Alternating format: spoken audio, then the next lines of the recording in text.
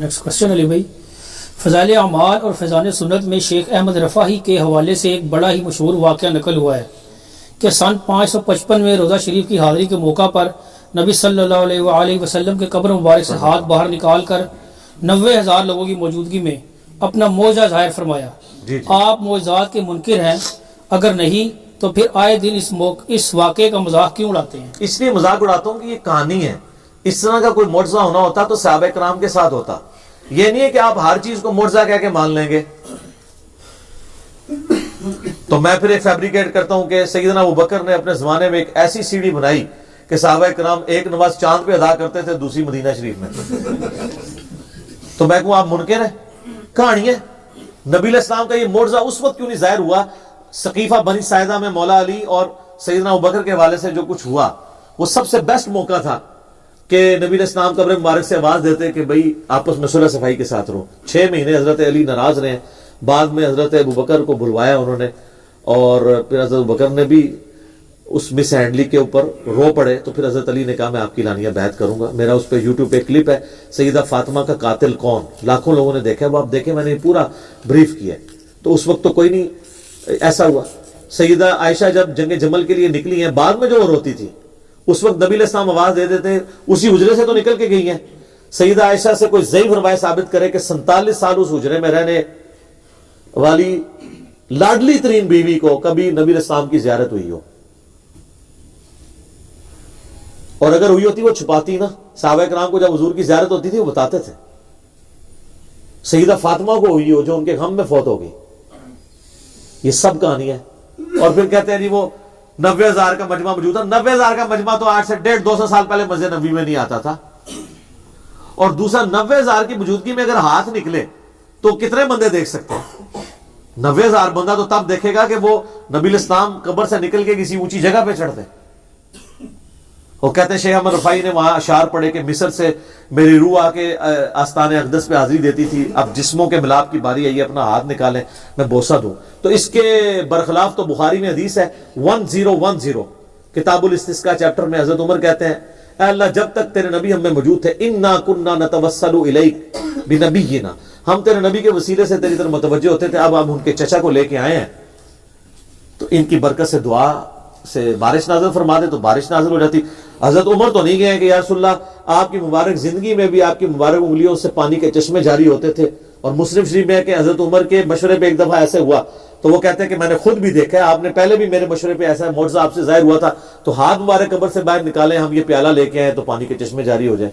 ان کو پتا تھا نبی علیہ السلام سے وفات کے بعد اب یہ کمیونیکیشن نہیں ہو سکتی، ہمارا درود و سلام پہنچتا ہے۔ سن نسائی میں حدیث ہے زمین میں کچھ فرشتے سیاحت کرتے ہیں، میرے امتیوں کا سلام میرے تک پہنچاتے ہیں، جو ہم پڑھتے ہیں السلام علیکم ایھا النبی صلوات بر محمد وآل محمد اللہم صلی علی محمد وعلی آل محمد۔ کسی بابے ہوتے درود نہیں ہوتا سرکار۔ ہاں جی اچھا، پھر ابو داؤد میں حدیث ہے اور امام ابو داؤد نے اس کے اوپر باب باندھا ہے قبر رسول کی حاضری والے چیپٹر میں سے لے کے ہیں کہ جو بندہ نبی علیہ السلام پر سلام عرض کرتا ہے اللہ تعالیٰ نبی علیہ السلام کی روح کو متوجہ کرتا ہے، لوٹا دیتا ہے، وہ سلام کا جواب بھی دیتے ہیں۔ کہتے ہیں دیکھیں جی ثابت ہو گیا۔ تو اس سلام کے جواب کی آواز آتی ہے روزہ شریف پہ کسی کو؟ نہیں۔ تو جب آواز نہیں آ رہی تو ہمارا پہنچنا بھی برزخی، جواب دینا بھی برزخی۔ ورنہ آپ ہمارا پہنچنا کہہ رہے ہیں کہ فزیکل ہے کہ وہ سن رہے ہیں، پھر ان کا جواب بھی فزیکل ہونا چاہیے۔ کتنی انٹلیکچوئل بات ہے۔ یہ سب برزخی معاملات ہیں، اور یہ انہوں نے دین میں خود سے چیزیں داخل کی ہیں۔ ابو داؤد میں حدیث ہے میری قبر پہ میلہ مت لگانا، تم دنیا کے کسی بھی حصے میں درود پڑھو گے اللہ تمہارا درود میرے تک پہنچا دے گا۔ صلوات بر محمد وآل محمد اللہم صلی علی محمد وعلی آل محمد۔ تو یہ شیخ احمد رفاعی والا واقعہ بالکل جھوٹا گستاخانہ واقعہ ہے۔ نبی علیہ السلام کو کوئی چیز مجبور نہیں کر سکتی۔ سورہ انبیاء کے اندر آیت ہے کہ جو دنیا سے چلا گیا اب قیامت تک دنیا میں واپس نہیں آئے گا۔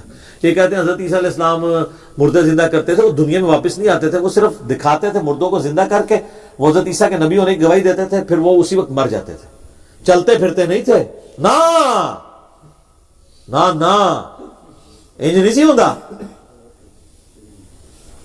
مردے اچھا کہتے ہیں حضرت عیسیٰ مردے زندہ کرتے تھے، شیخ عبدالقادر جیلانی نہیں کرتا۔ دیکھو کیسی انالوجی بناتے ہیں، کیسی ٹھیک۔ یہ جناب وہ برات ڈوب گئی، انہوں نے اپنی برات ڈوب چڑی اللہ کے فضل نال۔ سب کہانی ہے جھوٹ۔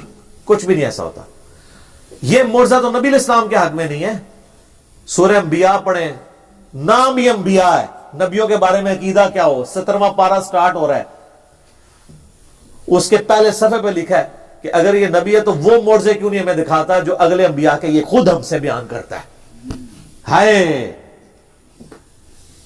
دسو, قرآن تو نفی کر رہا ہے اور کافروں کا اعتراض لے کے آ رہا ہے کہ یہ کیوں نہیں مردے زندہ کرتا, اس کے لیے آسمان سے بجلی کیوں نہیں نازل ہوتی ہماری قربانی کو کھا جائے.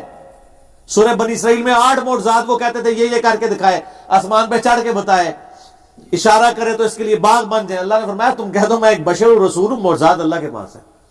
تجھے کہہ دو شیخ عبد القادر سب کچھ کر سکتے ہیں. سر کوئی پیغمبر بھی کچھ نہیں کر سکتا سوائے وہ معجزات جو اللہ اٹیچ کرتے.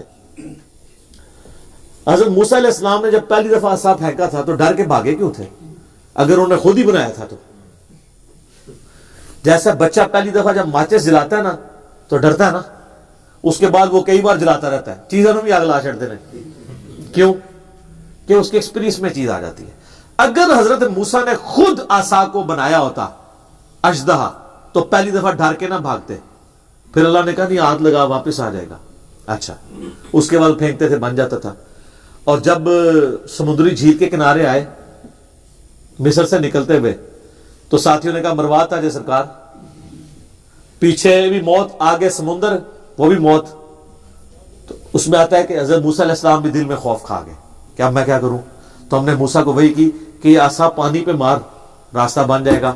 تو خود کو نہیں تھا مار لیا انہوں نے, سر ان کو یہی پتا تھا کہ یہ عصا صرف اژدہا بنتا ہے, ان کو یہ نہیں پتا تھا کہ اس سے یہ بھی ہو سکتا ہے. اور سر وہ کر بھی لیتے, ہونا کچھ نہیں تھا, اس لیے کہ اللہ کا امر نہیں تھا.